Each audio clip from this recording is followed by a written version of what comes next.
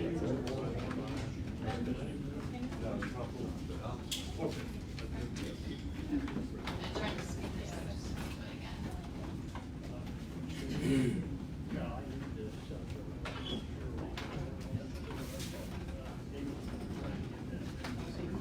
call SOAH docket 582-19-1955, TCEQ docket number 2018-1303 air. This is the application by Vulcan Construction Materials LLC for air quality permit number 147392L001. Today is June 11th, 2019. This is the second day of this hearing. I believe we were on the executive director's case. That's correct, Your Honor. Okay, would you like to call your first witness? Yes, the executive director calls Joel Stanford.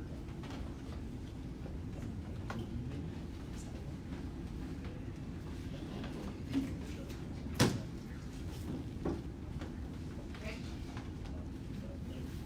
Is that working? Okay. Will you raise your right hand, please? Do you swear or affirm that the testimony you're about to give will be the truth, the whole truth, and nothing but the truth?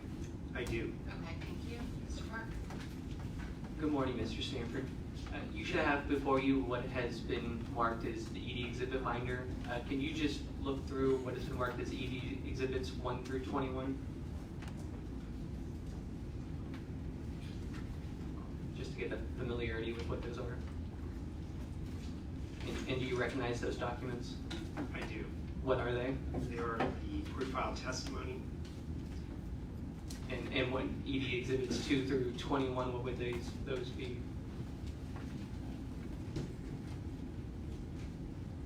Or would those be exhibits to you that is referenced in your profile testimony? These are those exhibits. And to the best of your knowledge, are they true and correct copies? Yes. And Mr. Stanford, do you have any corrections you'd like to make to your profile testimony? I do have one correction on page 37.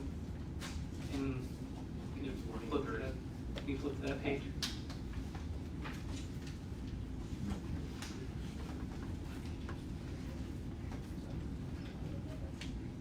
Again, that's page 37, line 30.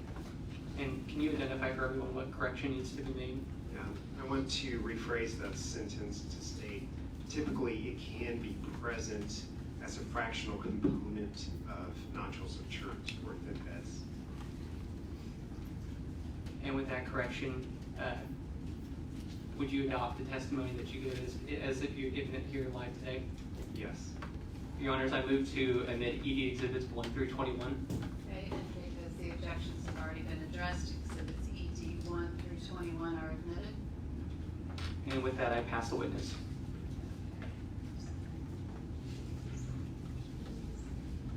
So we have Vulcan is cross-examining first. So Mr. Sale. Your Honor, we don't have any questions. Okay, and is it Mr. Frederick or Mr. Owens? It'll be Mr. Frederick. Okay. Good morning, Mr. Stanford. Good morning. Let me ask, we know one another from depositions and so forth in the past, right? Let me start with the correction that you made on page 37. How did it happen that you have become less confident about how crystalline silica presents itself? It's not that I'm less confident, it's just that it was sloppy wording, the original writing there. I just needed to refine that first sentence. Well, is it true that crystalline silica typically is present in nodules of chert? It can be present. And is it typically? I would just refer to it can be present rather than typically. I don't like that word typically, but it can be present. It depends on the individual nodule of chert and its origins.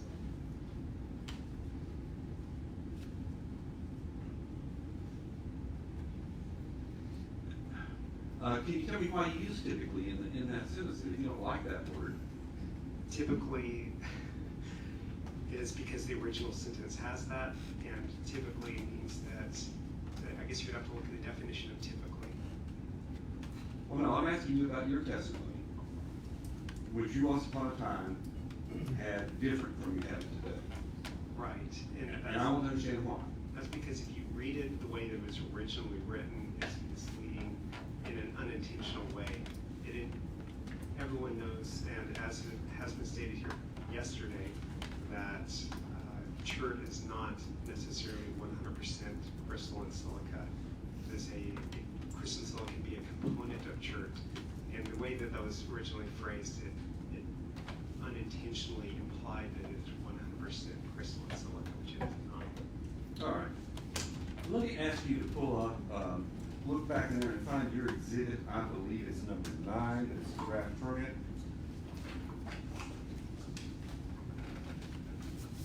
Yes.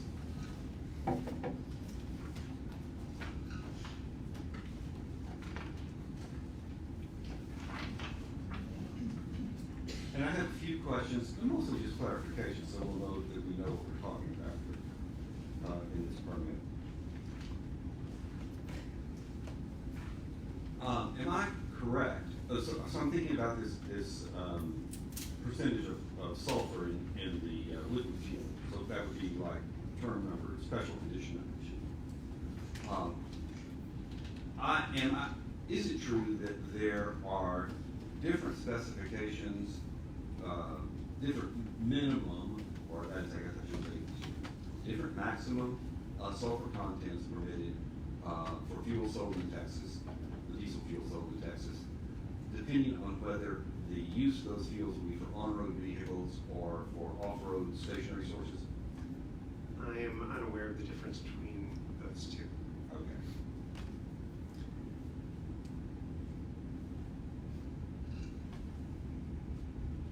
Let me ask you about this measurement of opacity question, issue, which is both reflected in a special condition number 5 and in special condition 16.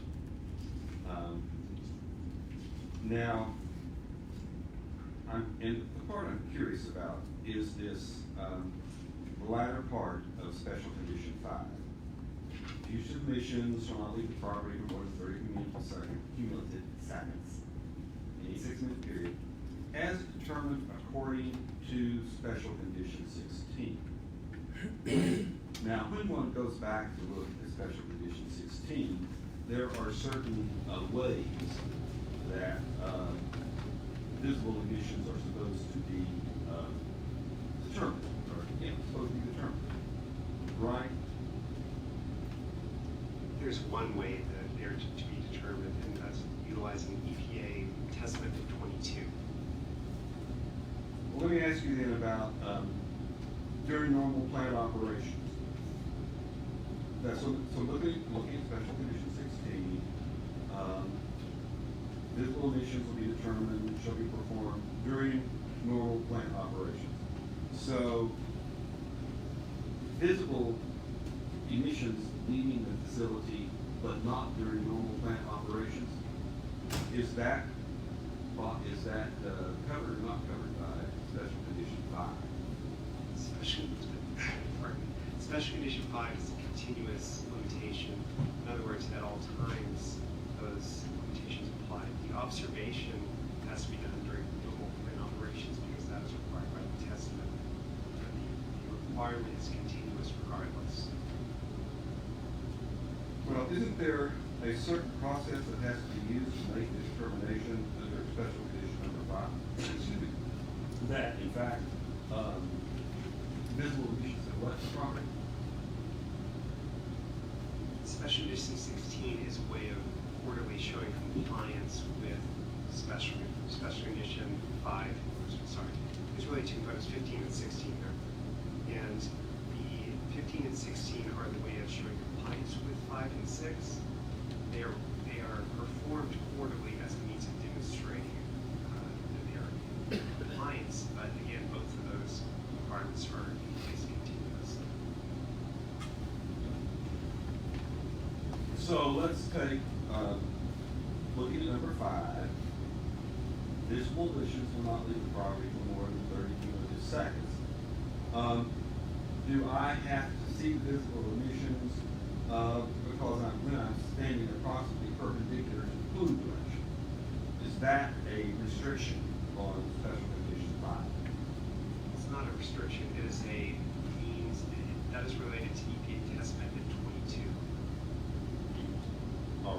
So if I were not standing perpendicular to the direction of the plume, and I saw what I thought was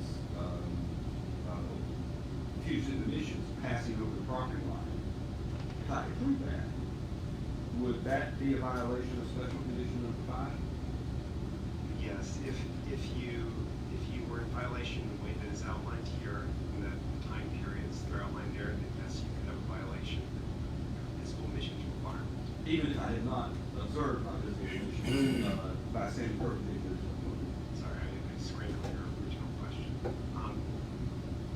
Let me back up for a second. So,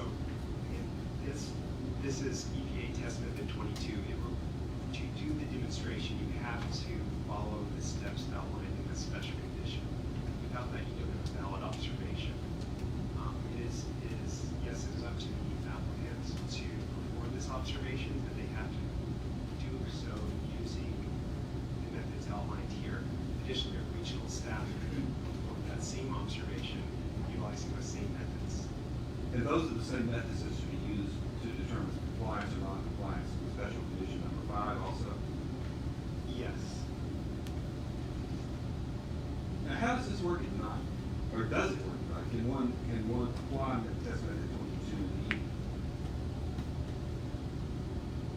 I don't believe that you can do that during the evening. The test method, if you read the test method, I believe that it addresses lighting conditions. And may I clarify something as well?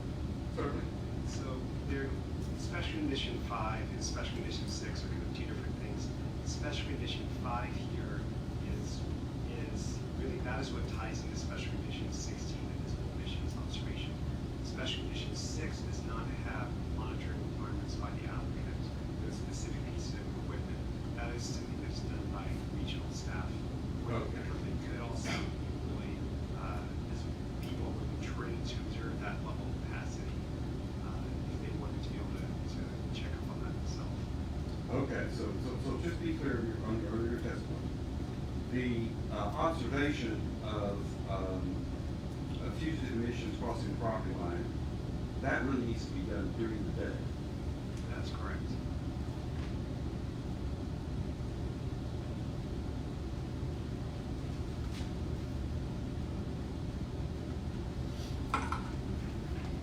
Can I get you to look at, I guess it's a special condition 7.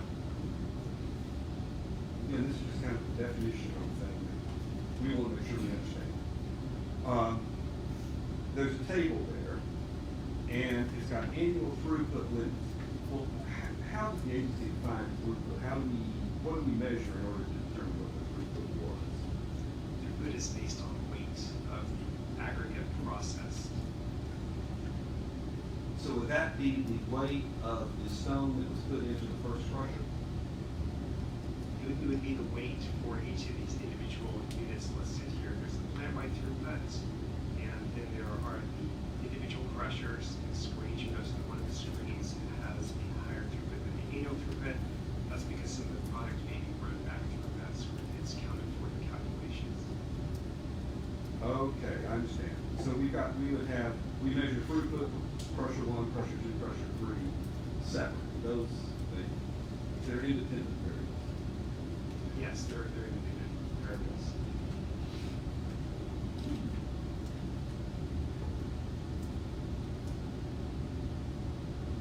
And mechanically, how is the weight measured? Do each one of these crushers have a weight meter on them of some kind? That is up to the applicant. That's not the right way to prove it. Well, how does the agency know that the applicant is compliant with the weight? They're required to keep records of their production and throughput. But the agency doesn't have any standard for how the throughput would be measured? The throughput will be measured based on weight. The companies are required to keep records of those materials processed. And typically, this is done using weigh belts. But that is, for instance, I believe our standard permit specifies that, but that is not something we specify in a case-by-case permit. Let me ask you a question. I'm sorry, can you say that last thing again? We do not specify the method of measuring weight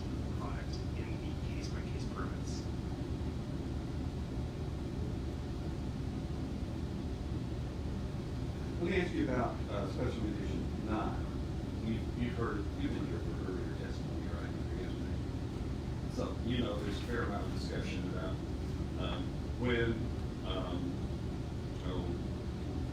spray bars, when we actually spray water, I guess is what the discussion is, or the water treatment. And the permit as written says that the systems will be operated as necessary to maintain compliance. Now, what would be the agency's position on how one knows when it is necessary to operate one of these spray systems? As necessary, essentially, you could tie that back to Special Edition 6, which is related to new source performance standards below. There you'll see that the emissions from a transfer point on belt conveyor should not exceed 7%, and the marine crusher shall not exceed 12%. So essentially, they have to maintain moisture levels and levels of control to ensure that those capacity levels are not exceeded. So it's really an opacity test. It is necessary to use these sprays if the facts are such that opacity exceeds these two standards that are set out in Special Edition 6. The opacity is the indicator that your controls are working, the product is as moist as it should be, and that the levels of control are being achieved. But the only time it's necessary to use the spray equipment, are those times when opacity exceeds either the 7% or 12% standards that are set out in number 6, right?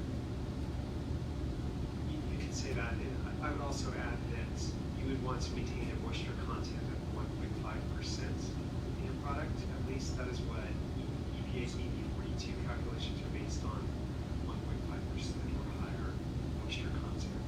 And that you would achieve your 7% control, and you would ideally achieve those capacity limitations. Now, if we are going to, if you're operating a facility, and we're trying to decide whether it was now necessary to turn on the water sprays, one would presumably have to go through method 22 that is used to determine the 7% or the 12% opacity. That would not be method 22. Method 22 is a visible emissions observation method. I can't recall off the top of my head what the method is for point source observations like we are required for. It says test method 9. That sounds correct.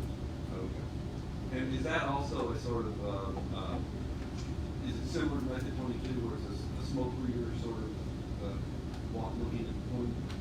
You would want to be certified to be able to determine those capacity levels. Yes, there are certifications involved where you can determine the specific capacities like that. Okay. So in order to determine, at least one way to determine when it's time to turn on the water sprays is to go do a test method 9 observation of the area around the crusher or the drop point or whatever the piece of fluid that you're posting. That could be one way, or you could just monitor your moisture content of the rock. Okay, so then is there a permit term required to monitor the moisture? There is not.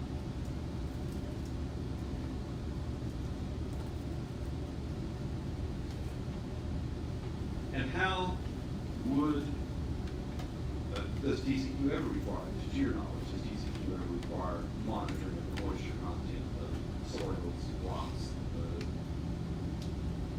Now, again, the way of catching that is through the capacity limitation. That is a way of determining if their moisture levels are sufficient. Okay, so we've got really two different ways that the operator knows that it's time to turn on the water sprays. The first is this method 9 we just finished discussing, and the second would be that somehow the operator knew that its moisture content in the limestone was slipping below 1.5. And I'm gonna need to answer. Correct.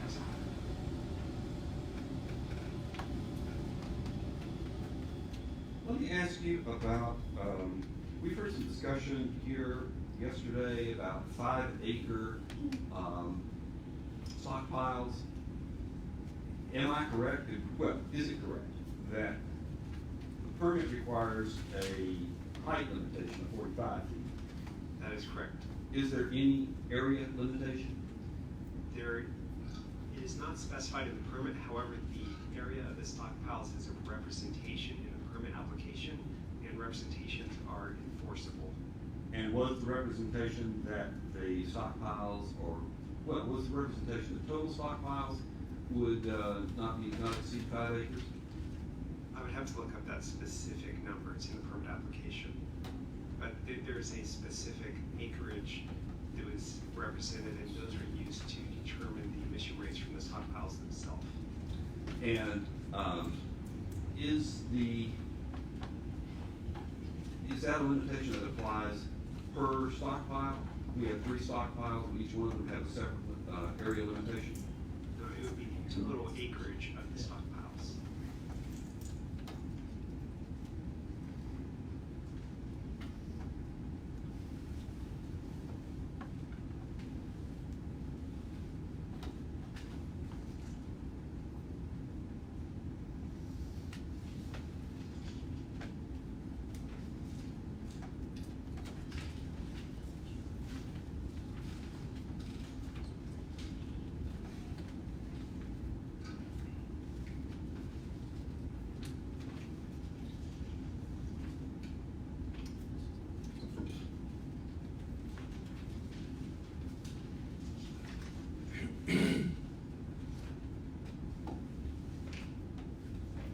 Looking for that term about, here it is, I believe it's going to be, permit condition 14E.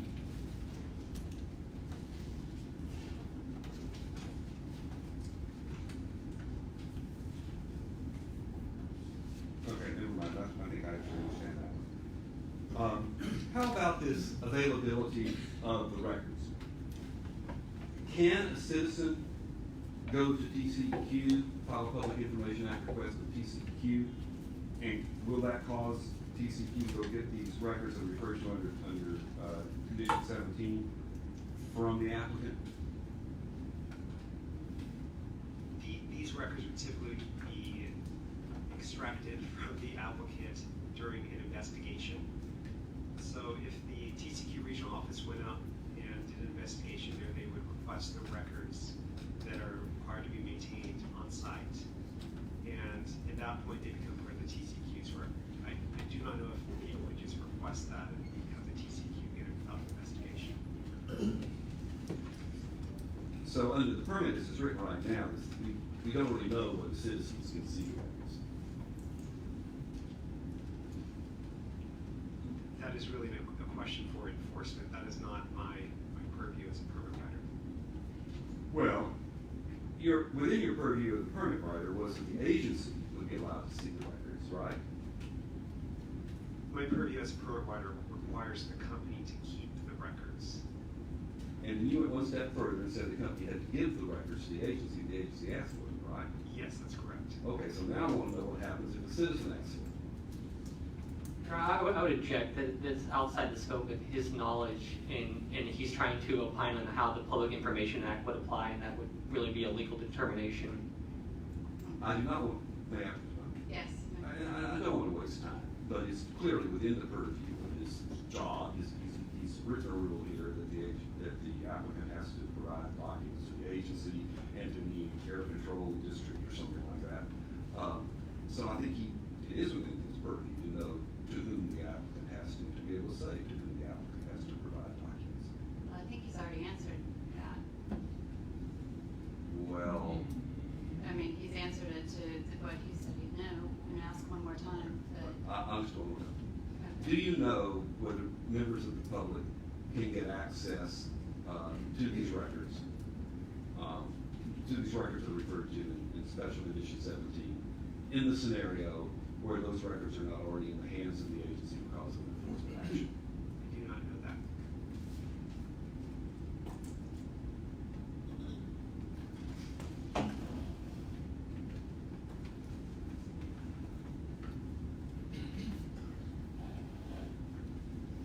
Can I get you to look at your pre-file testimony?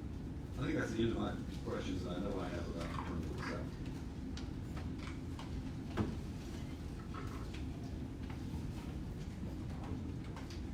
And in particular, I'm on like looking at page 16.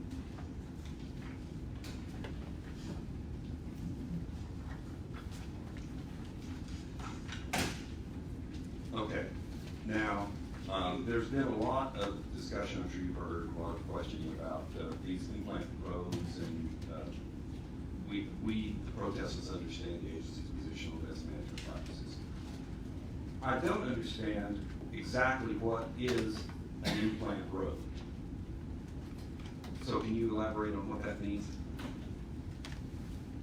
Well, an implant road is something that I do not consider in my permit review, therefore I would prefer not to describe or define it. It is not considered one of the facilities.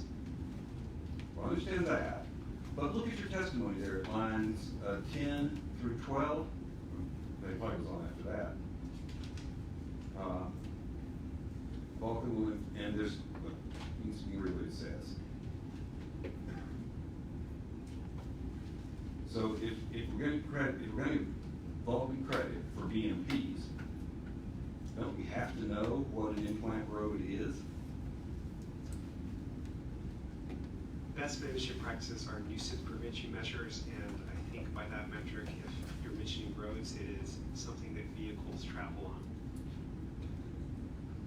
And it's the implant part of it that I'd like to make sure we're clear on. And I think you heard some testimony yesterday. Somebody said, I believe it, they said, you know, we might have done, we did some modeling, Vulcan did some modeling on like roads between stockpiles and the exit from the facility, but maybe not some of the other roads.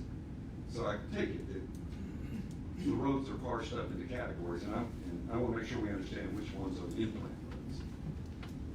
Implant, to me, my understanding of that term is that it refer to plant roads that are associated with the facilities that we regulate. In other words, not the quarry, the facilities that we specifically regulate in this air permit. So any roads that are downstream, at least from the primary crusher, the first crusher, those would you think those would be covered?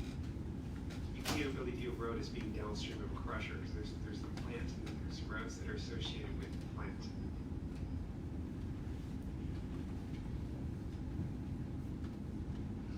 Well, isn't the road that leads from the quarry up to the first crusher, isn't that associated with the crusher? It can be, and those same nuisance rules would apply to that road as well. Okay, that's what I didn't know. That's good. And then how about as we, you know, go down into the quarry itself? Does those BMPs apply to the roads within the quarry? I think if you could say that those roads were driving product to the facilities, then yes, I would consider them part of that. So is this requirement to water spray the roads, the unpaved roads, does that apply to the unpaved roads in the quarry itself? Yes. If they're driving product to the facilities, they're part of that intention. Okay.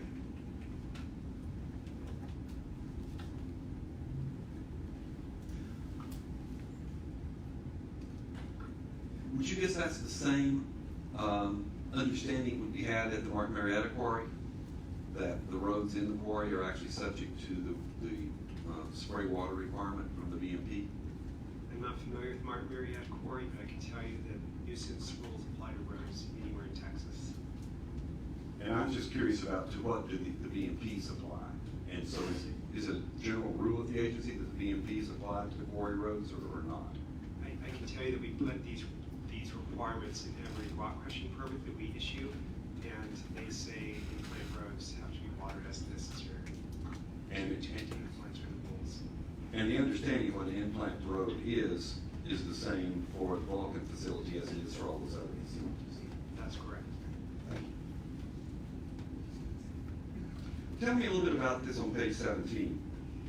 You talk about a quarry with which a rock crusher, with which you have some familiarity. And down there at the bottom of the page, so lines 35 through 39 or so. You know, one rock crusher that was controlled, where emissions were controlled by backhouse. So which emissions are you talking about? Those would be the dust emissions from that crushing operation. And is it just from the crusher, or is it from conveyor belts and screens, and do you remember? I do not recall. My recollection of that particular permit is that the baghouse was associated with the crusher itself and the equipment that is attached to the crusher physically within the bounds of the crusher. In other words, the hopper into it and the crusher itself. And I take it that the fact that there is such a crusher, is the crusher still operating? Do you have any idea? I believe that crusher is still operating. Okay, so there is a crusher that operates and has a baghouse. But your thought was that did not justify consideration of the baghouse as part of the BACT analysis of this crusher, or the Vulcan crusher? That's correct. This baghouse was installed as, from my understanding, as a result of a settlement and some kind of legal action. And so it is a different design crusher. It is not set in BACT for this industry. The existence of one unit that is an outlier does not set in BACT. Even if it were economically reasonable and technically feasible? It's not technically feasible for most of these crushers due to their inherent design. The crusher itself has to be specifically designed to utilize a baghouse. And how, well, two things here. We don't really know the design of the crusher that Vulcan's going to use yet, do we? That's correct. And then, second, do we know what, well then how do we know that the crusher design that was used in this settlement is different from the one that Vulcan's going to use? Again, it would be considered irrelevant because one unit does not set BACT when you have thousands of crushers in the state of Texas and only one controlled by baghouse. But just as a factual matter, we don't know that this particular crusher that you do know about that has the baghouse would not demonstrate the technical feasibility and the economic reasonableness of a similar baghouse for Vulcan, do we? We don't, do we? That's still irrelevant because of what BACT is and how it's driven.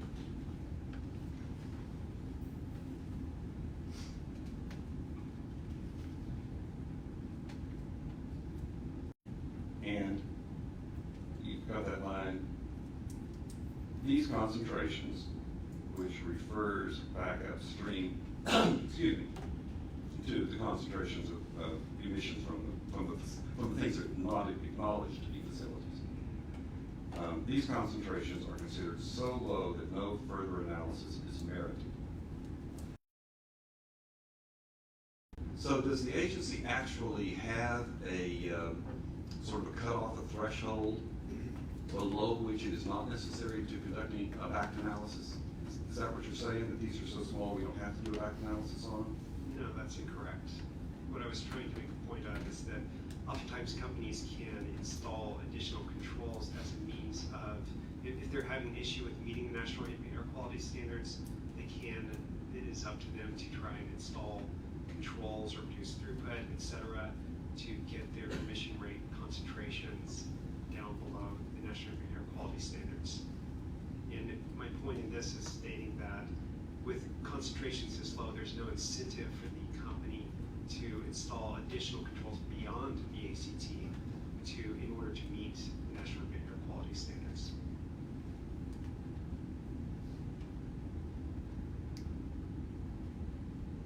Okay.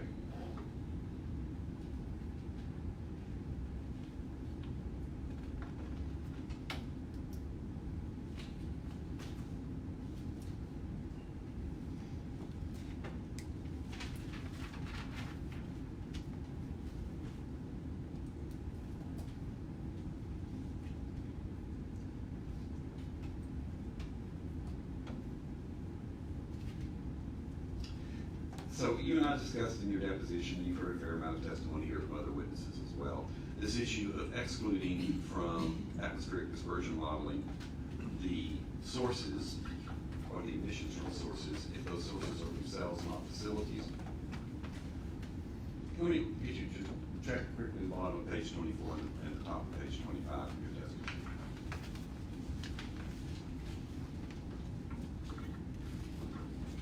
And I'm interested in particular, right at the top of page 25, if we cannot regulate something as a facility, we do not include it in air dispersion modeling.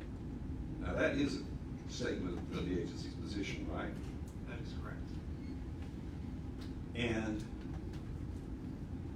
just walk us through again, what's the rationale for that? Why is that the rule? Because the legislature set that as the rules. I cannot speak to why it is that way. That is just the way that it is. But actually, the rule, the legislature didn't say anything at all about dispersion modeling, at least what could be modeled and what couldn't be modeled, right? The legislature just defined what a facility was. The rule does not talk about your dispersion modeling. So I'm trying to understand what the reasoning is that we would exclude from air dispersion modeling those non-facility sources or the emissions from those non-facility sources. I would prefer this question to be answered by someone from their dispersion modeling team. It's slightly outside of my purview. That's a purview. Well, no, actually, Mr. Stanford, you just testified under oath. If we cannot regulate something as a facility, we do not include it in air dispersion modeling. If that's just something, that's like you know the rule, but you don't know the reason for the rule, is that fair?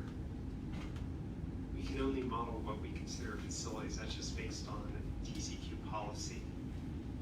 Okay.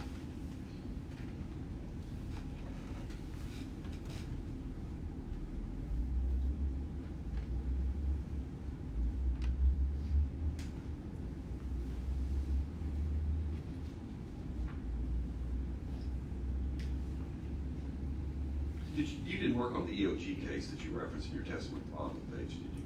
I did not work on that case, so I'm mildly familiar with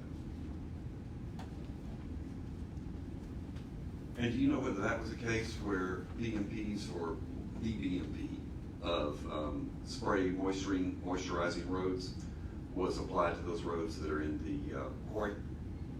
BMPs would have been required in that permit, as we do in all rock crushing permits in Texas.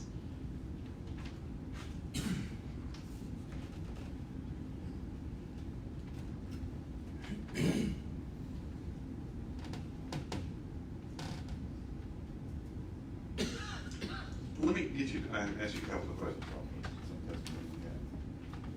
Some testimony you have on page 27.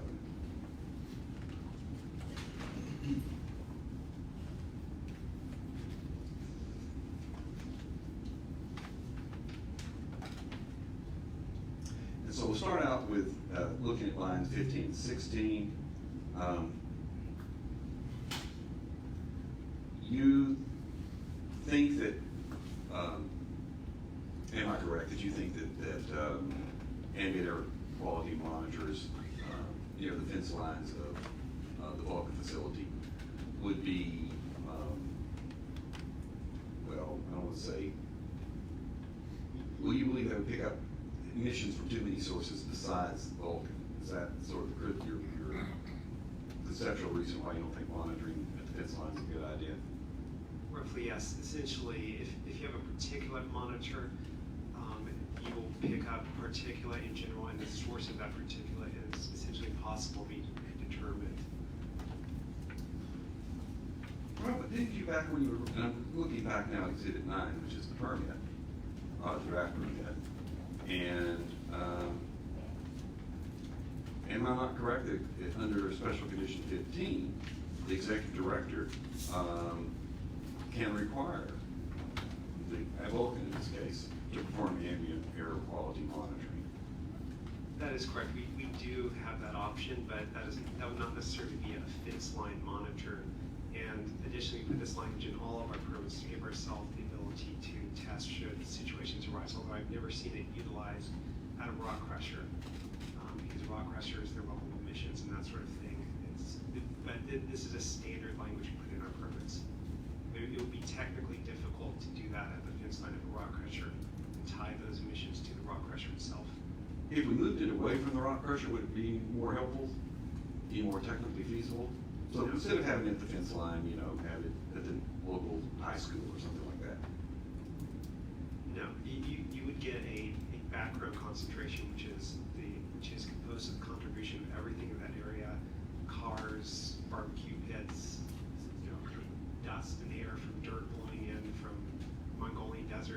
just dust in general in the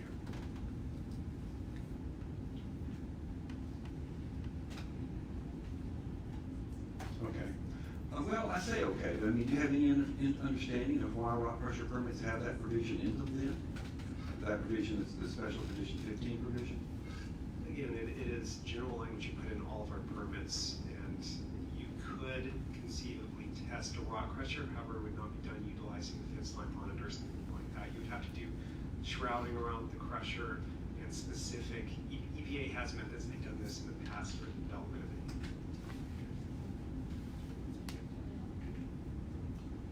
It's very Like that. touchy. Yeah, back, okay. Yeah, It's very delicate. It is, yeah, I didn't even touch it, yeah, so EPA has ways to do that, but these are fugitive sources. This condition, it would be easier if these were stacked sources, but these are fugitive sources, so you need specific test methods for those, so you can determine exactly what those emissions are from the fugitive source. But again, a monitor is not an effective way of doing that. Okay, let me ask you then about this issue of, we discussed at some length in your deposition, that it's raised here at lines 27 and 28 of your testimony. On page 27, I'm sorry. Rock crushers are not significant sources of emissions, even when large numbers are located in small areas. And am I correct that we decided that the term that significance is judged by whether or not there is a health effects impact from rock crushers? That's a separate issue. The health impacts of something are a separate issue from the significance of the amount or quantity of emissions.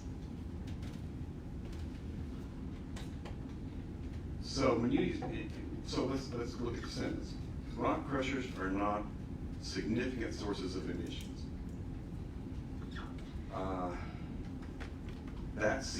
When significant is used there, it is not used. It is not. How do we know what is or is not a significant source? This is essentially permitting lingo. So bear with me as I go into that. But this is a minor source. Rock crushers are minor sources of emissions. In other words, they're below. They're taught minor and PSD minor. They're below 100 tons per year of a regulated pollutant, or below 250 tons for PSD purposes. For a major source, that is what we would start to consider a significant source. That is, again, a 250 ton per year threshold for an unnamed source, or 100 tons per year for a named source. There's federal rules about what denotes a named or unnamed source, and we'll get into that. But essentially, these are not major sources. In comparison to something like some of the cement kilns in Comal County area, this is a insignificant source of emissions compared to those sources. Now, are those sources themselves major sources under federal law? If you're referring to the cement kilns, then yes, those are major sources. Well, is it the agency's position that no source that is smaller than a major source is significant? No, it is more a question of scale. And if you have major sources in an area and your monitors indicate that you are in compliance with the National Air Quality Standards, and you do have minor sources contributing to that background as well, but the major sources are much more significant contributors to concentrations of pollutants in the atmosphere.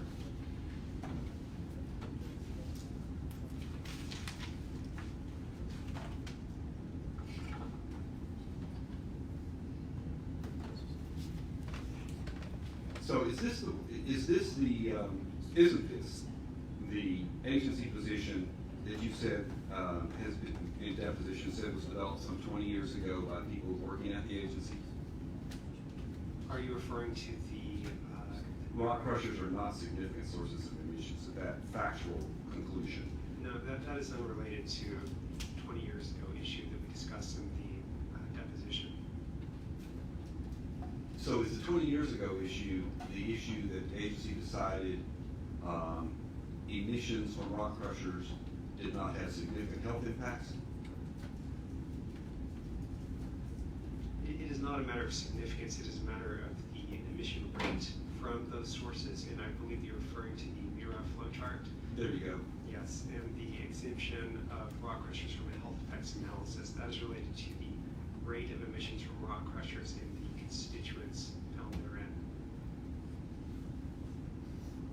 And the agency, and so that was the issue that the agency 20 or so years ago decided that rock crushers were not a significant health, the emissions from rock crushers were not a significant health impact, and that's what got the rock crushers on the exemption list, right?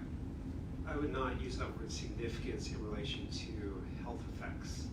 What I would say is that they are not a significant source of pollutants or of pollutants of concern.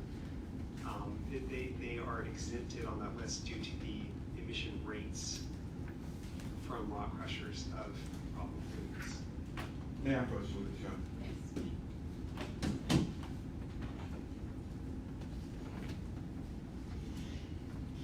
I'm not going to argue this. So I'm going to hand you a copy of what I represent to you, with what I already represented is your deposition from, I don't know, 2 or 3 weeks ago. So I want to ask you some questions that you may want to look up. You may want to look at it a little bit. I want you to have the opportunity to look at it.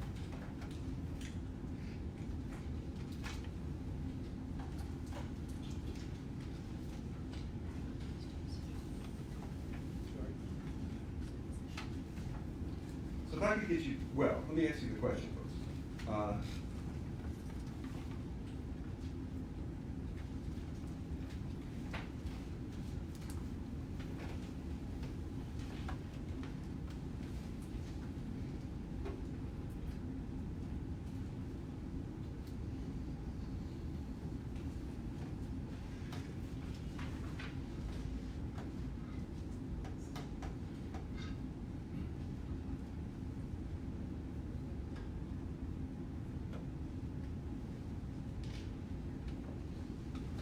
So look at starting out at the bottom of page, let's say 9 of your deposition. Ask you a question. What does the agency mean when it says, roughly, PM10 from rock crushing limestone is insignificant? And it goes on a little bit. And I thought that that was where you told me that the significance or insignificance of the emissions was determined by the health impact. Is that not your recollection of that? Is that not how you read that? That is not how I read that. On page 9, line 24, where I start my answer, I talk about insignificant emissions, and there I'm talking about quantity of emissions.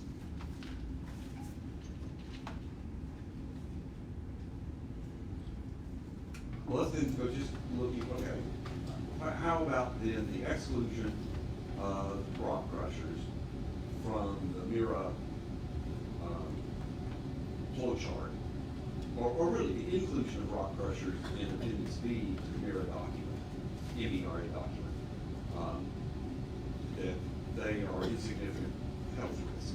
That's what that index is about, what that appendix is about, right? That is not my position to opine on that, because that is the domain of toxicology. That is definitely a better question to know. So you do know, do you not, that that rock crushers are listed in Appendix B of the MIRA document as ones to which the health effects review doesn't apply. That's correct. And that's the decision that you told me was developed 20 years or so ago at the agency. That's correct.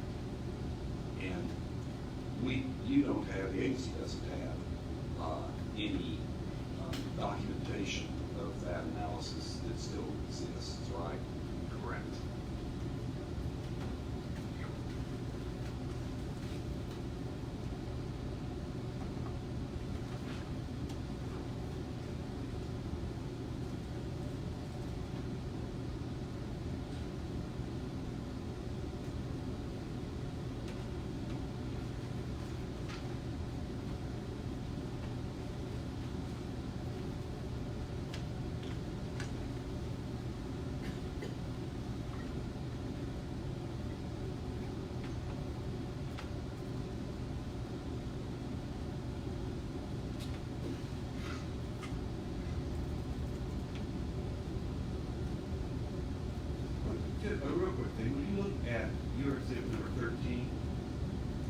which is that mirror document we were just discussing.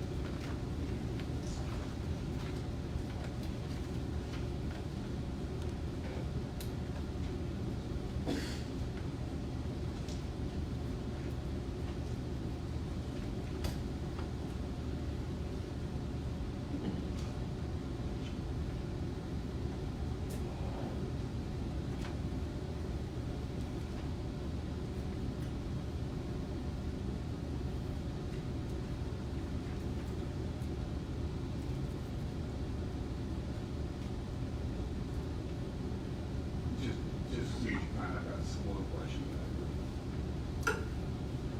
That exhibit, and then if you also look at your testimony, page 34, and I'll just tell you, your testimony, page 34, says that that mirror document was updated in 2018. But I am correct, am I not, that exhibit 13 is actually an older version of the mirror document?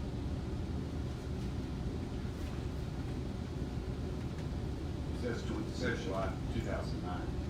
Correct, this is an older version of it. It is the one that was in effect when the permit was received.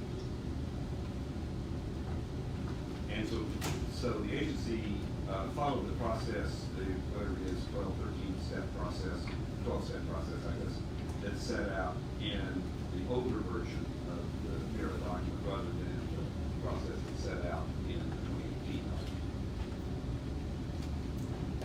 The mirror flow chart did not come into play for this review in general, because one, the applicant did the voluntary silica analysis, and two, the mirror is used as a way of screening out of doing air dispersion modeling for certain ESL-based pollutants rather than administrative air quality standard-based pollutants. So it was not utilized, the steps in this are not utilized for this particular application. But nonetheless, so exhibit 13 just wasn't used for this application? It is relevant. It is relevant in that it does mention that rock crushers are excluded from toxicological analysis, and the applicant did perform silica modeling on a voluntary basis. Okay. So if the mirror, okay, if APPG 5874, which we've been referring to as the mirror, is relevant to the application, is it the 2009 version or the 2018 version that is relevant? Both versions state the same thing about rock crushers. Well, it probably address some other issues also, don't they, though? The difference between the two are the steps of the mirror flow chart itself related to emission rates of particular pollutants and how they fall out from the effects review. And I think we determined in your deposition that the agency isn't aware of who it is that approves the mirror document. The agency is aware, but I myself am not aware because I'm not involved in its creation. It's not approved by the commission, right? I do not know the answer to that.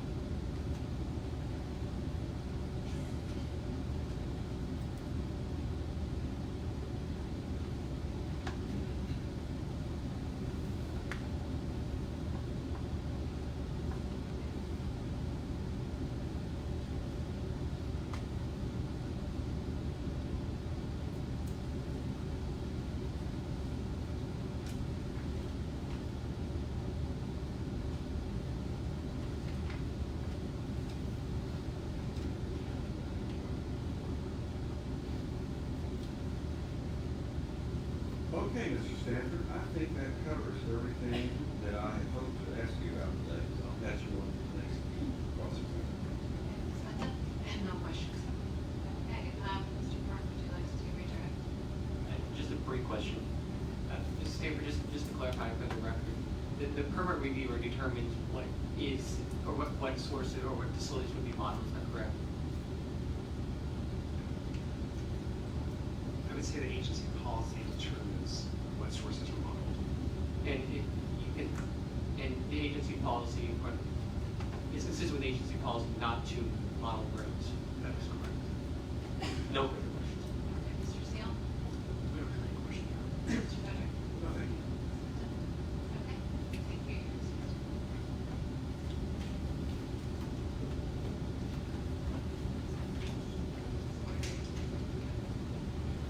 ED would like to call Miss Rachel Melton.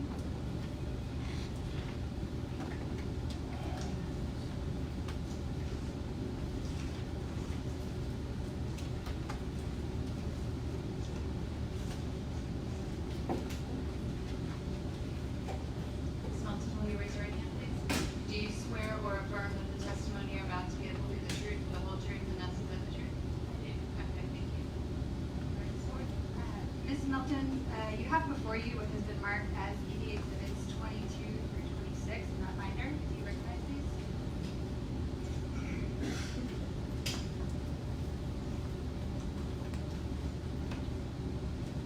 I do. And what are they? This is my pre-trial testimony with the resume and reference documents. And are these true and correct copies of your testimony and exhibits? And you adopt this testimony and given it live today? I do.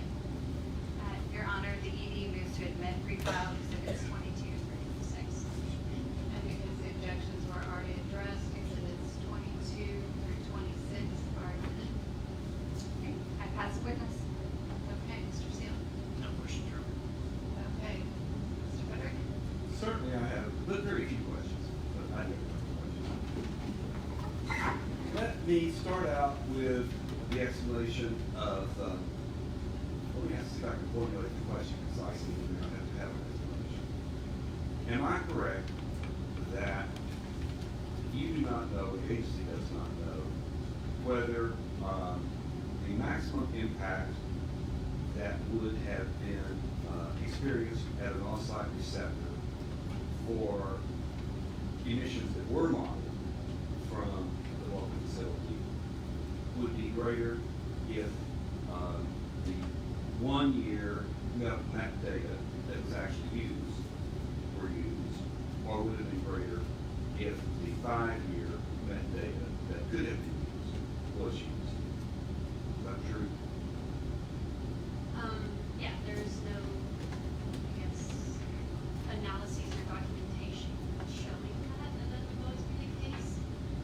But I think the logic of considering the two metrics comes into hand, the high first high versus using the high 8 high and then taking a 5-year average of that. But the bottom line on all this is, isn't it, that your testimony previously was that there was no definite way to know, that at least the agency doesn't know, which one of those two yields a higher off-site receptor impacts. We do not have documentation yet showing. Well, more than documentation, you don't have any definitive position. The agency doesn't have a definitive position on this. Wasn't that your testimony? And I think I walked you through how to calculate the 98th percentile. No, I understand how to calculate.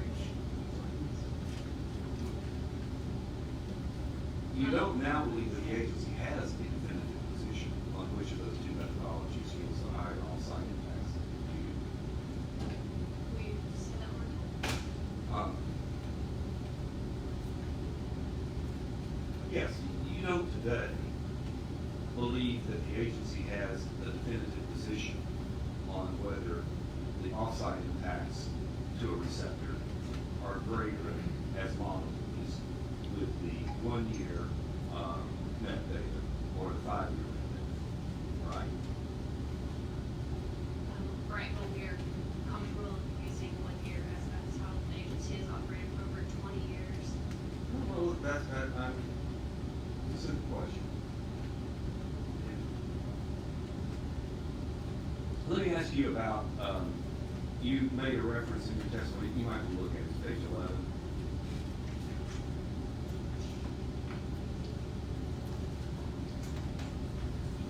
And I'm looking particularly at the testimony down there around lines 30 through 34.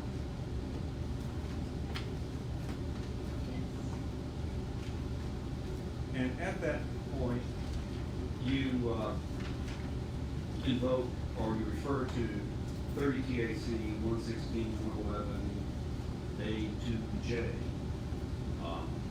as a rationale for not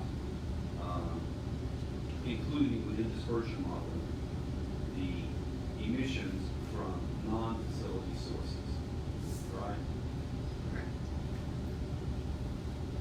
But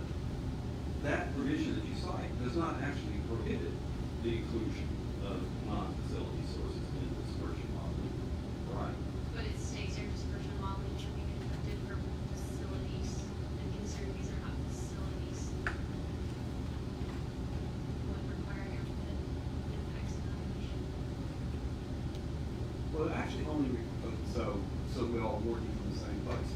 And I can bring you a copy.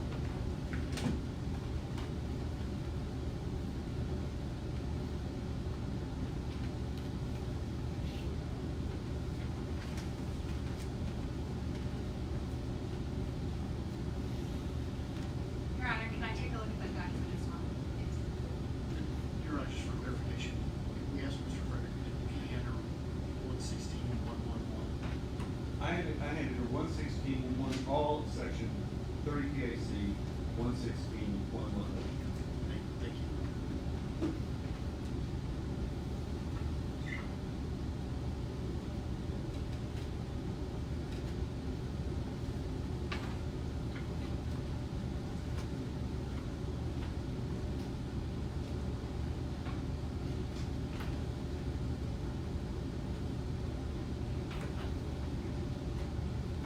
So then my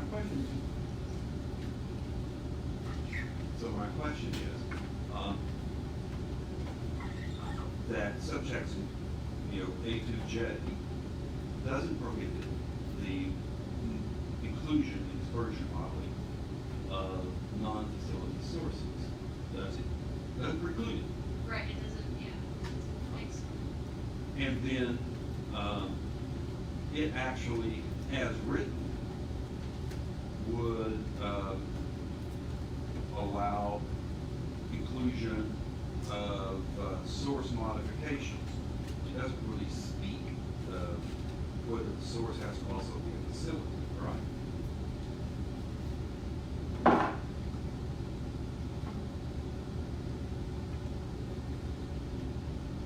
Source modification, I mean, we're getting permitting terms, that is, versus facility.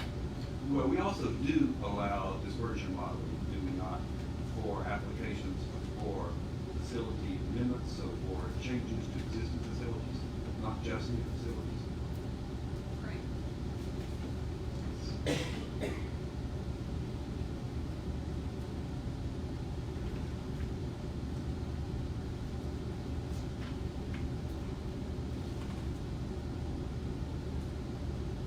Let me ask you some questions about so in your testimonies, pages 18 and 19.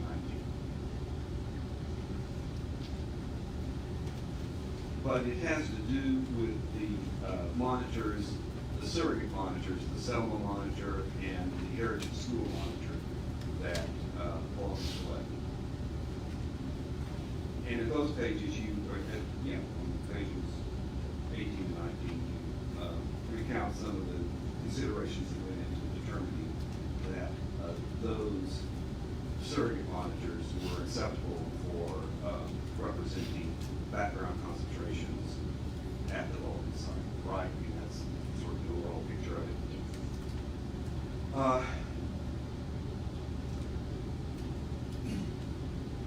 You say in looking at the top of page 19 that the assessment included pointing out industry types that were nearby the monitors. And I'm curious to know what you used to determine something was nearby or that something was too far away. What sort of distance limitation, if any, did you use when you thought about that? What part of the page? So look up at the top of page 19. There's a sentence that begins on line 4. This assessment, which was the assessment of the comparability of these remote monitors, so these certain monitors, to the Vulcan site, included pointing out industry types that were nearby the monitors. And then you list a number of types of facilities. So I'm trying to figure out what you consider to be nearby for that comparison. Nearby, I guess in modeling terms, is generally 10 kilometers. And do you take into consideration the upwind or downwind character of those sites that are within that 10 kilometer, let's call it 10 kilometer radius? The wind component is not as much of a driving factor as it would be the magnitude of emissions, because throughout the year, the monitor can capture wind direction from all angles. Did you look at the windrows for the Vulcan site?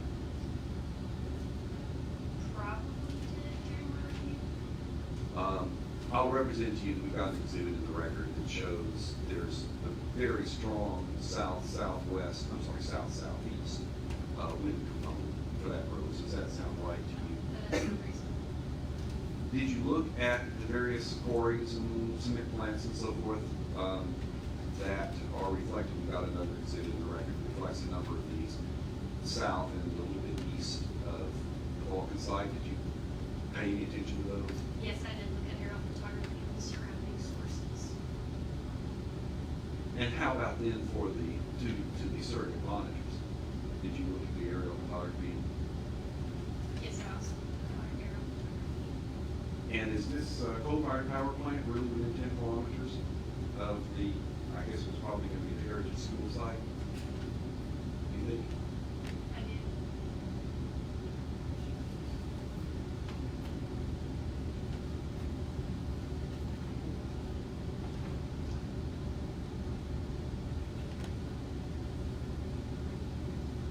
I think I have no further questions. Okay, decide that. And no question. Okay, any regret? No, Your Honor.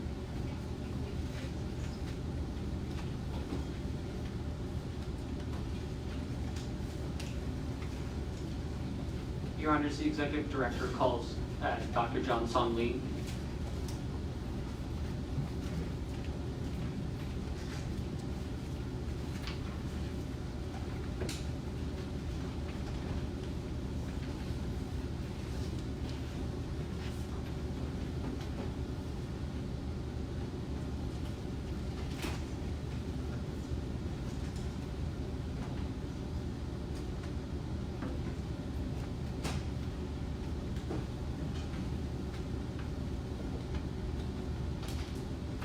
Dr. Lee, will you raise your right hand, please?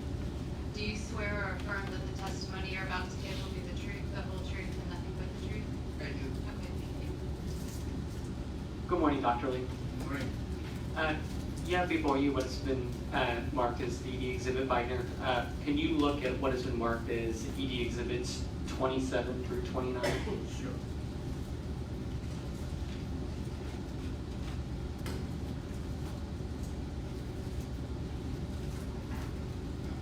Exhibit 27 is my final testimony for this hearing case. And exhibits 28, 20? 28 is my resume, which I prepared. 29 is the so-called toxicology, TCEQ toxicology development support argument for derivation of the silica in crystal form, which is I was one of the authors to prepare this DSD. And are they true and correct copies? Yes, And if you were to give this the live testimony in pre-file today, would it be the same? yes. Your Honor, if we move to admit ED exhibits 27 through 29. Okay, and the objections to these exhibits having already been addressed, exhibits 27, 28, 29 are admitted. And with that, we pass the witness. Okay, Mr. Seal? Your Honor, Vulcan has no questions. Okay, Mr. Frederick or Mr. Allen? Good morning, Mr. Somley. My name is Eric Hall, and I represent certain contestants in this matter. Well, sir. Could you turn with me to page 7 of your testimony?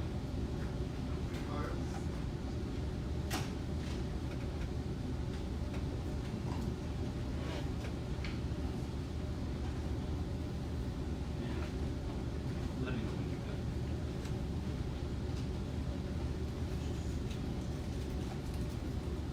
Yes, I'm ready.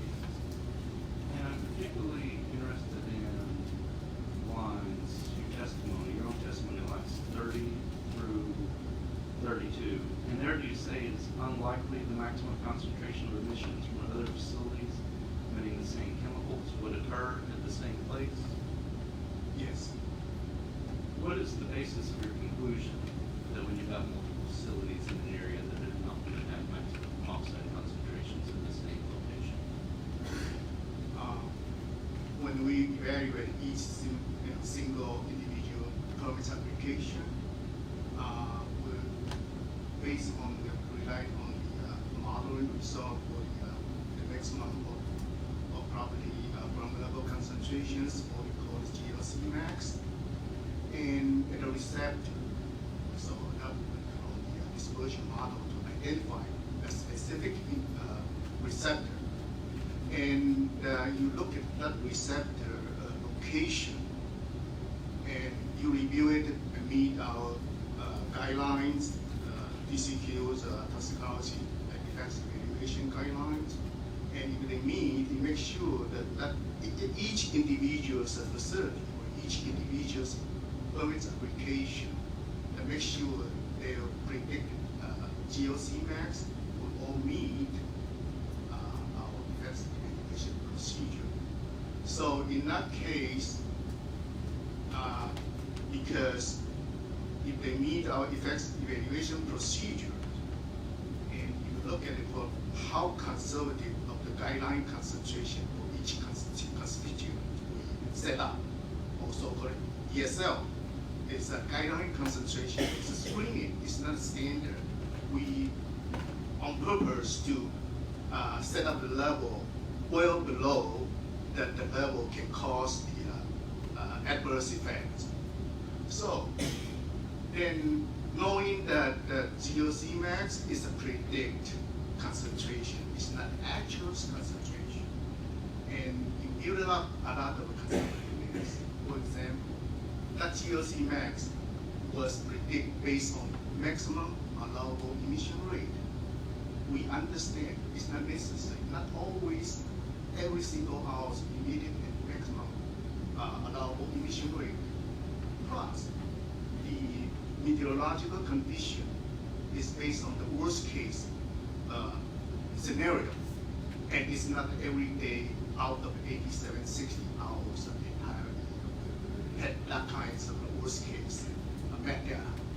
So with the three layer of conservativeness, ESL is conservative, predicted impacts is conservative, maximum allowable emissions are conservative.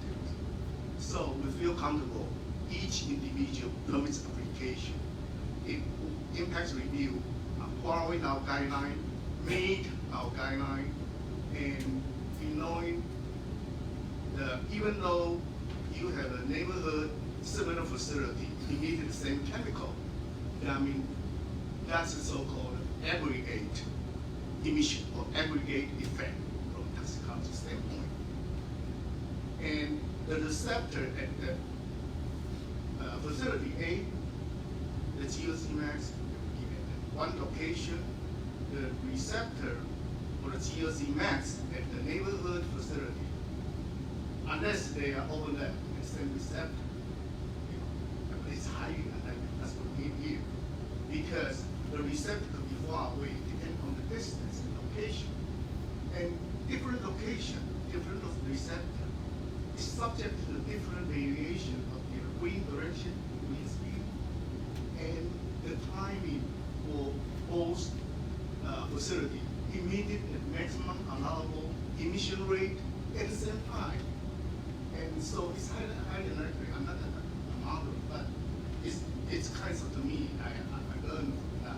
It's highly unlikely the same receptor from facility A will receive the same GLC max from other facility, which is not likely to be additive. 1 + 1 is equal to 2. And I guess, but if you've got two facilities in the same area, when you've got wind currents in the area, are they both going to be subject to roughly the same wind currents if they are nearby each other? Well, it depends on the emission, what is the fugitive of that.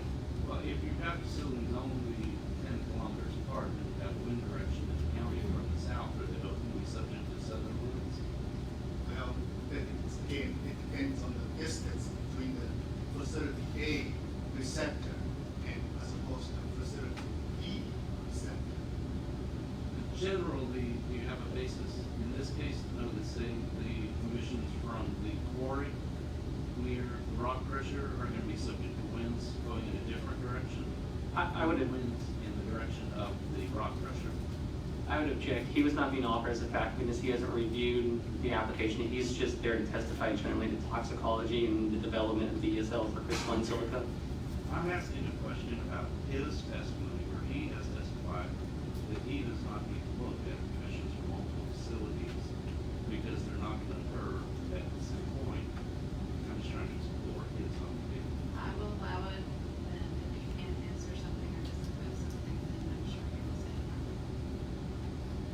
Well, my experience with the agency and the ESL system that we rely on to review the impact analysis for each single facility.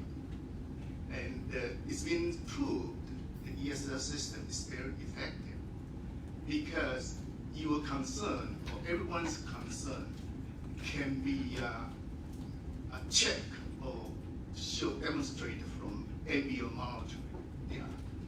Ambient monitoring data is a snapshot from the surrounding area of that monitoring station.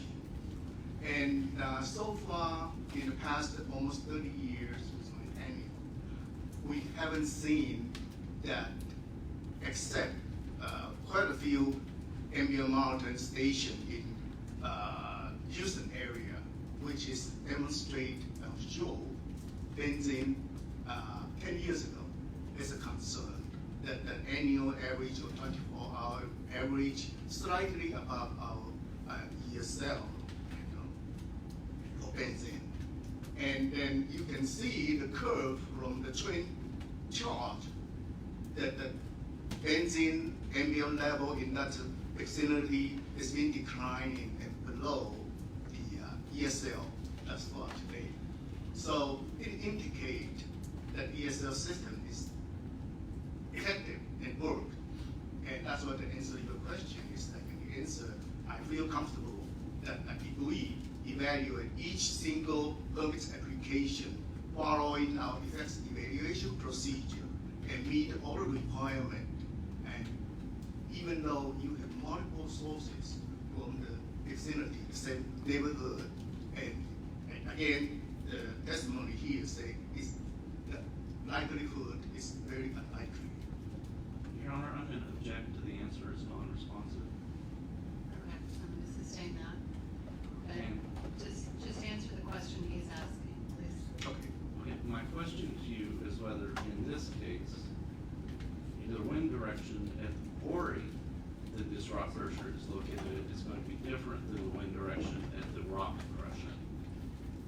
I do not review this one according to the mirror flow chart guideline. That it was subject to the permit engineer whether use their discretion to submit their so-called request of comment to toxicologist for review. Do you have any reason to think that when material is being emitted from the quarry at the same time as being emitted from the rock crusher, such as crystal and silica, that there's going to be a different wind direction at those different locations? I have seen the study, even in California, similar type of facility.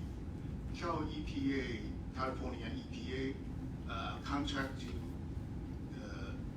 some technology company. They conduct the downwind, upwind from those similar type of facility, include the quarry there, and did not show the difference. In fact, some of the facility, upper winds concentration is higher than the downwind concentration. That indicates it makes no difference. Again, Your Honor, I'm going to object as non-responsive. I'm going to overrule that one, but you can ask a slightly different question. My question is, you're going to have a certain wind direction under certain conditions at this rock crusher, are you not? That's out of my expertise. I cannot answer that.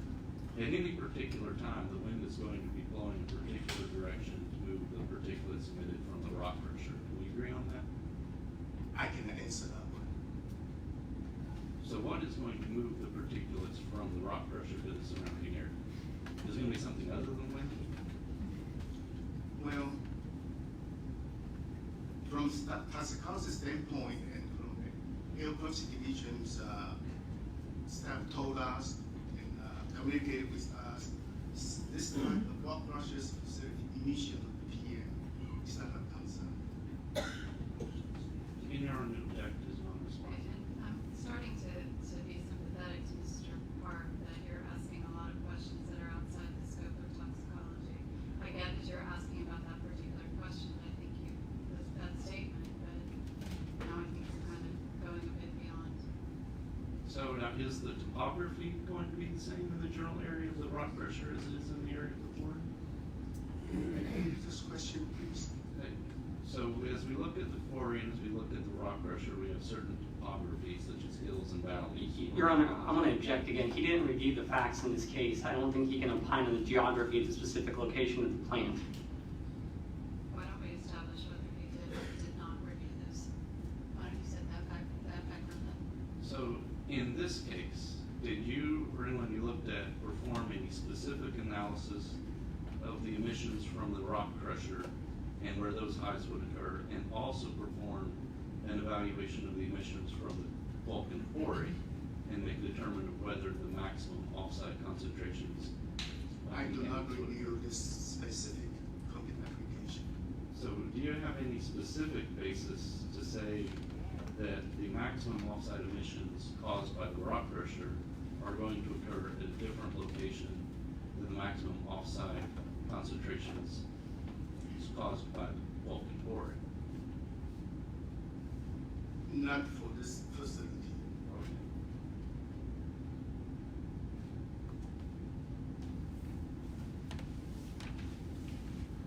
Could you turn with me to Executive Record Exhibit 13?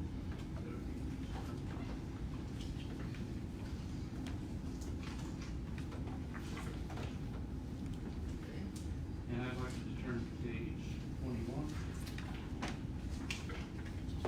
The interim page 21.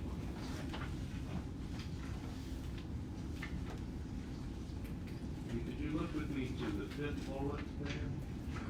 Yes. And this states the emissions of particulate matter from rock crushers, concrete batch plants, and soil stabilization plants do not require effects review. Yes. So is this the basis of the executive director not performing effects review for those types of emissions from rock crushers, concrete batch plants, and soil stabilization plants? In this particular facility? Can you repeat again? Was the statement here the basis for determining that a health effects review was not required for the rock crusher? Yes.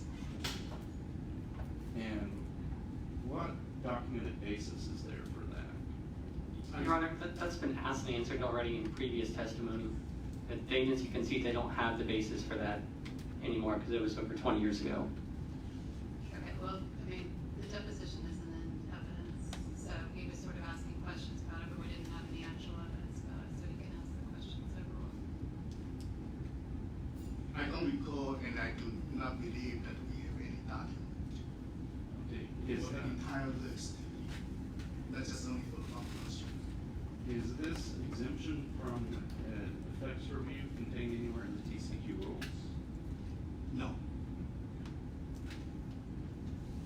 Has this document been approved by the commissioners? I don't believe so. Could you turn with me?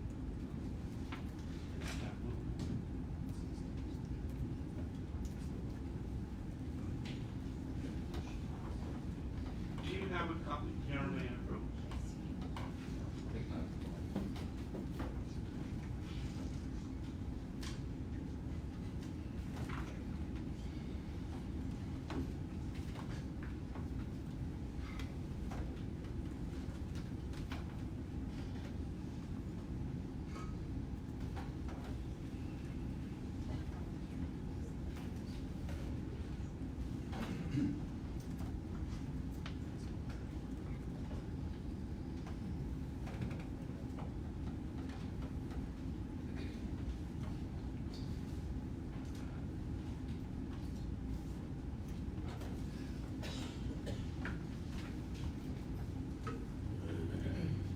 Your Honor, can I approach the witnesses to see what's been handed to him? Yes. And, Your Honor, nothing has been handed to the witness.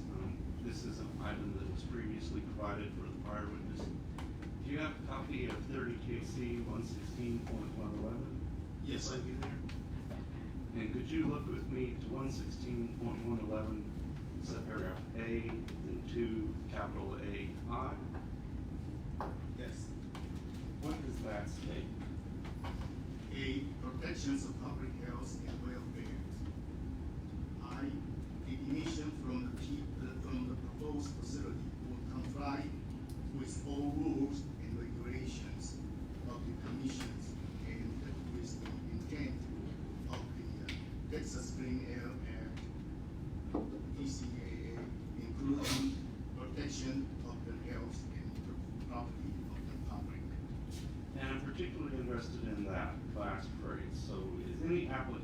required to demonstrate the protection of health and property of the public? Yes. And as we discussed, there's nothing in this rule exempting a rock crusher from that requirement. Everything, based on this statute, every single constituent, include apple juice or milk, would have to meet, make sure it will be protected against the general public. Yes.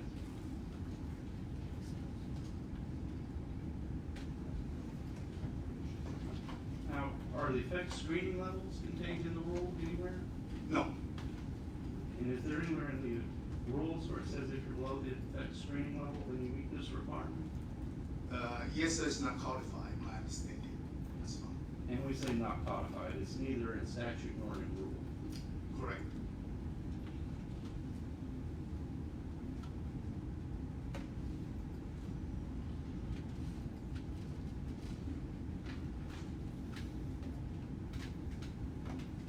Could you look with me to one of the exhibits associated with your testimony, Exhibit ED 29? And I'm particularly interested in an item on page 16. Page 16.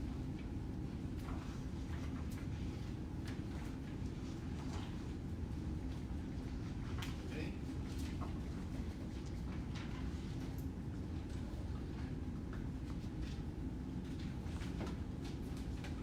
And I'm looking at what's marked there as paragraph 4.1.3.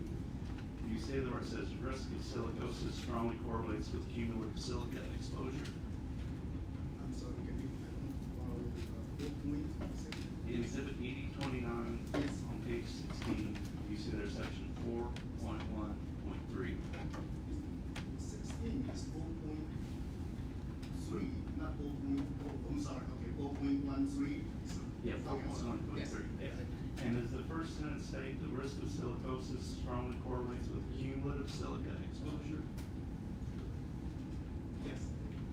And what is meant by the term cumulative silica exposure? The study that based on the silicosis from occupational exposure, and that is cumulative means each worker participating in the study, you calculate their every day's exposure, 8 hours time average. So that's the say that your personal sampling that indicate that today from hour 1 to the hour 8, this entire shift, your concentration is such and such. And this worker work maybe 4 days, 5 days a week, and maybe he or she work 13 years or 20 years. So you accumulate, it means every day 8 hours that either X microgram per cubic meter or milligram, and this person work 5 days, so you have a record for your working history, and the working history could be 13 years, 10 years. So you have a 1 year's accumulated, it's just multiplied by hour, or the day, I'm sorry, 8 hours, and then how many how many days a week you work, and how many weeks a year you work, and how many years. You just multiply by that, it's cumulative. And when we say cumulative, is that also a function of, say, the concentration or quantity of silica that worker is exposed to all the Yes. time? So if we take that principle and apply it, say, to a situation such as this that we're facing here, does that impact then caused by the occasions, the number of times a person is exposed to, say, the emissions from the facility? You can say that. And for our purposes, we model a worst-case scenario, we evaluate a worst-case scenario, correct? Yes. And is it also that cumulative silica exposure a function of the quantity of crystalline silica being emitted or going offsite? Yes. And is the cumulative silica exposure that a person is encountering also a function, say, of crystalline silica from the quarry to the Vulcan site? The concentration, it depends on the predicted model. So I don't know.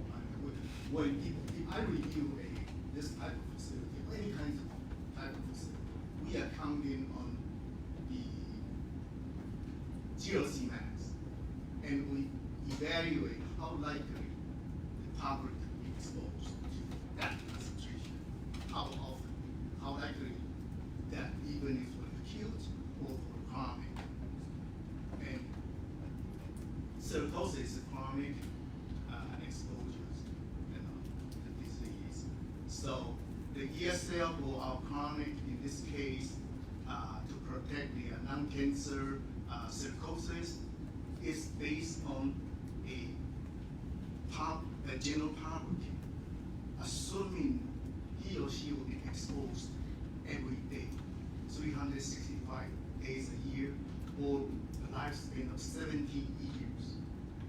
Okay, I'm looking at applying this principle set forth here of determining the risk of silicosis and how one would determine the risk of silicosis at this site if you were to apply this principle. And applying this principle that it depends on the cumulative silica exposure, is part of that cumulative silica exposure the exposure to crystalline silica from, say, the Vulcan Quarry? Yeah, I'm sorry, can you rephrase it again, please? Yeah. If I were to have a person in the future and I wanted to evaluate their risk of silicosis and look at that, and I wanted to determine what the cumulative silica exposure is for that person, from all sources, would I include the Vulcan Quarry? The emissions of crystalline silica from the Vulcan Quarry? It's up to the policy call, I mean, whatever air permits engineer determine whether we include it or not. It's out of my area. If that Vulcan Quarry is causing emissions of crystalline silica, and those crystalline silica emissions are present in the air that the person is breathing, is that part of the cumulative silica exposure that goes into an evaluation of whether they have a risk of silicosis? Your Honor, I would object. He's asking what gets put into the model. He doesn't determine what's put into the model. He just simply evaluates the information that would be provided. Your Honor, my question has very little, perhaps nothing to do with what gets put into the model. I think he's asking a general question, like if you were evaluating in an abstract the sense of what cumulative silica exposure would be, whether that would include the quarry. Am I rephrasing your question? Okay. The answer is yes. Mr. Ullman, do you have a little bit more, a lot more sort of time for a normal morning break? Would this be a good time? We're here almost I done. think I just have a little bit more on Okay. this line. Okay, why don't we finish this line of questioning and then take a break? And as we were to look at the portions of silica that a person is being exposed to and determining how that impacts the risk of silicosis, would that cumulative silica exposure also include silica that's being emitted from Martin Marietta source in the area? Yes. So that risk of silicosis, is that influenced by all of the different sources of crystalline silica in the area? From toxicology standpoint, yes. And that's without regard to whether those sources are a facility or not a facility. I only review counting on the concentration. As a general principle, is the risk of silicosis influenced by all of the different sources of crystalline silica? You can say that, but the study can show, even in the state of Texas, the mortality of the cirrhosis is less than 10, incidents of the entire state of Texas. And when you say you can say that, is that a yes? And the answer is yes. Okay. Your Honor, that's all my questions on this line. So why don't we go ahead and take